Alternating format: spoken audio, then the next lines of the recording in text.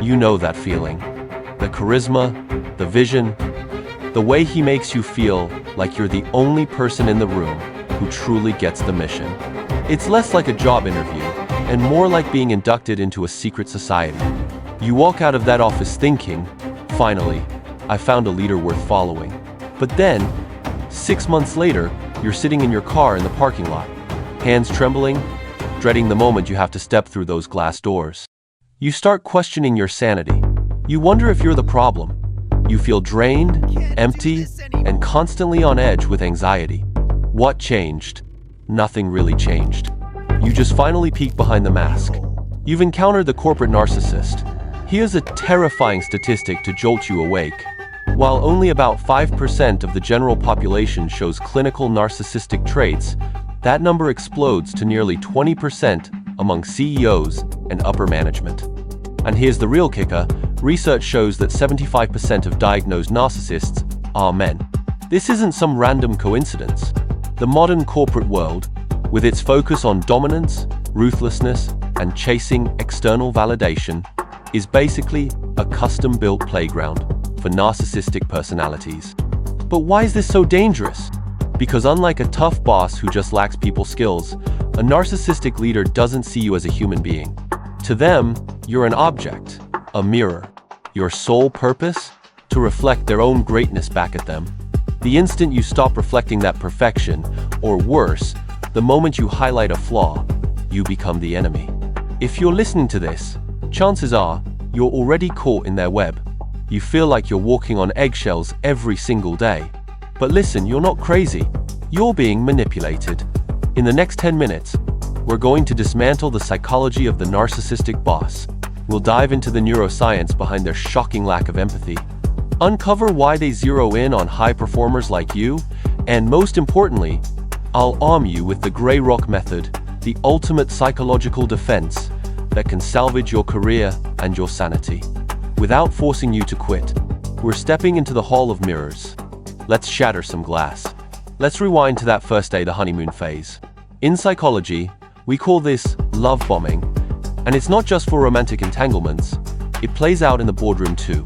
I remember my own run-in with a boss like this. Let's call him David.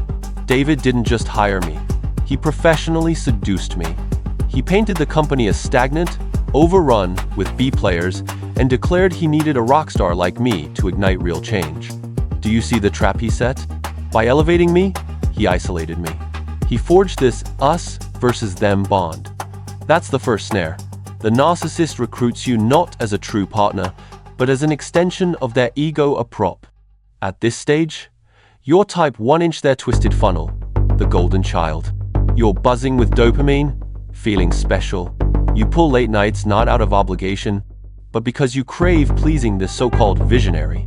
But then, the inevitable shift hits. Maybe you tossed out a suggestion in a meeting that wasn't his brainchild. Or perhaps a client showered you with praise that didn't loop him in. Suddenly, the room turns ice cold. The compliments dry up. Emails turn sharp and curt. You've slipped into the devaluation phase. Here's the neuroscience powering that chilling shift. A narcissist's self-esteem isn't like yours. Yours is probably rooted internally in your values and real achievements. Theirs? It's entirely external. Picture it as a bucket with a gaping hole at the bottom. No matter how much praise or success you dump in, it leaks right out. They crave a non-stop flow of what experts call narcissistic supply, that's admiration, attention, and even fear. When you challenge them, even accidentally, you sever that supply. You're no longer the flawless mirror reflecting their perfection. You're a cracked one, showing imperfections. And a narcissist? They'd rather smash the mirror than patch the crack. This leads us to an uncomfortable truth about gender dynamics in the workplace. We can't ignore the data. Research consistently reveals that narcissistic personality disorder is far more common in men, making up about 75% of diagnoses. But why? Is it purely biological? Partly, sure, but it's mostly cultural. In the corporate arena, traits like aggression, zero empathy, and over-the-top grandiosity get rebranded as strong leadership, decisiveness, and unshakable confidence. A female boss showing these might get slapped with labels like emotional or difficult, but a male boss? He's hailed as a shark. We've engineered a system that rewards the exact pathology that dismantles teams. Narcissists climb to the top because they're wizards at impression management. They ace interviews, promise the stars, but they utterly lack the empathy to nurture a team. And that lack of empathy? It's no mere quirk, it's a genuine neurological shortfall. Brain scans reveal that people with high narcissistic traits have reduced gray matter in the left anterior insula, the brain region tied to emotional empathy. This is vital for you to grasp. When your boss publicly humiliates you in a meeting, you head home replaying it over and over, agonizing. How could he say that? Doesn't he realize how much it hurts? The answer is bone-chilling. He knows cognitively, he gets it, but he doesn't feel your pain. In fact, your visible distress might even calm him. It reinforces his power, proving he's the alpha in the hierarchy. And let us talk about the two types of people caught in this funnel. Type 1, the zombie. This was me for a long time. You are the person who scrolls through content you do not even like. You are not choosing it. You are not enjoying it. You are watching a video about hydraulic presses crushing random objects, fruit, toys, whatever, and you have zero interest in hydraulic presses. But you cannot stop.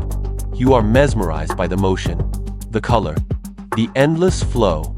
You are not there for the content. You are there for the escape, a temporary break from the storm inside your own head. Then there is type 2, the fried circuit. And this is where it gets truly dangerous. This is when you try to do something normal, something you used to love, and you cannot. You sit down to watch a movie, and 3 minutes in, you are fidgeting, agitated, bored. You pick up your phone without thinking, or you open a book, a real book, and your eyes glaze over by the second page. You feel restless, empty. Why? Because movies are slow, books are slow, real life is slow, painfully, beautifully slow. But your brain has been rewired by the constant, high-octane stimulation of short-form videos. Your dopamine baseline, the level of reward your brain needs to feel any spark of pleasure, has been jacked up so high that normal experiences feel flat, lifeless, like watching paint dry on a wall. This has a name, anhedonia.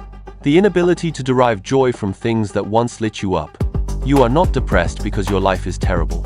You are depressed because your capacity to enjoy life has been surgically removed by the speed of your digital diet. We have traded deep, meaningful satisfaction for cheap, fleeting stimulation. We have swapped genuine community for a faceless audience.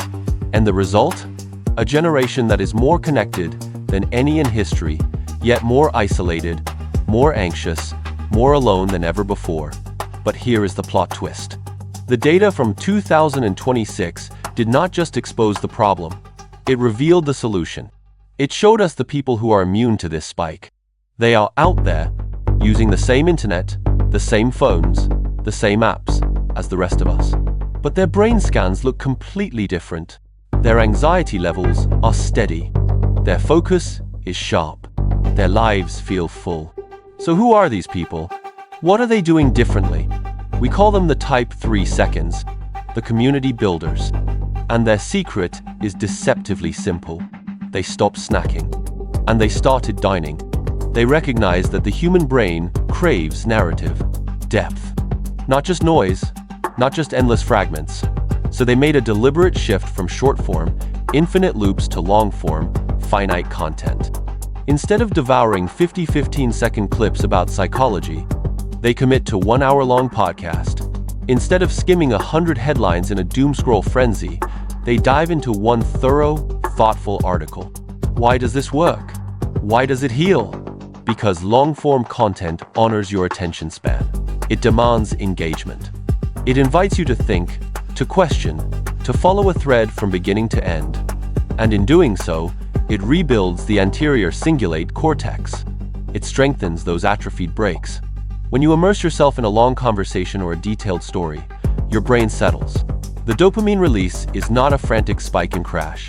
It is a slow, steady flow. Sustainable, nourishing. You are not being force-fed. You are savoring. This is the antidote to the 2026 anxiety spike. It is not about abandoning technology. It is not about swearing off your phone forever. It is about transforming your digital diet. It is about choosing slow content over the sugar rush of quick hits. Here is the reframe I want you to carry with you today. That sensitivity you feel, that raw, pulsing anxiety about the world around you, it is not a flaw. It is not a weakness to be medicated away. It is a superpower. It means you are awake. It means you care deeply about the planet, about people, about the future. The problem is not your brain. The problem is the velocity at which you are forcing your brain to process that care. The fire hose of input is drowning out your ability to respond. Slow down the input, and suddenly, you can process the output. You can think. You can act. You can feel again. When you stop the force feeding, the goose recovers. The liver heals. The mind clears. You begin to experience your own emotions authentic, unfiltered, instead of the manufactured feelings the algorithm injects into you. So ask yourself this right now. When was the last time you sat in complete silence for 10 minutes? No phone, no distractions, just you and your thoughts. If that idea makes your skin crawl, if it fills you with panic, that is your wake-up call. That is the alarm bell ringing in your soul. Here is my challenge to you. For the next 24 hours, commit to a shorts detox. No reels, no ticking clocks, no infinite scrolls. If you pick up your phone, make it count. Watch something at least 10 minutes long. Something with a clear beginning, middle, and end. Or better yet, put the phone down entirely and talk to a real human being, face to face. Look into their eyes, not at their profile picture. Listen to their voice. Feel the connection. At first, you might feel bored. You might feel the itch crawling under your skin. The urge to swipe will be strong, but push through it. Stay with the discomfort, because on the other side of that boredom is something profound. It is your life waiting for you. It is the capacity to think deeply, to create freely, to breathe without the weight of 1,000 unseen notifications pressing down on you. And speaking of deep dives, I am currently investigating something even more alarming than social media addiction.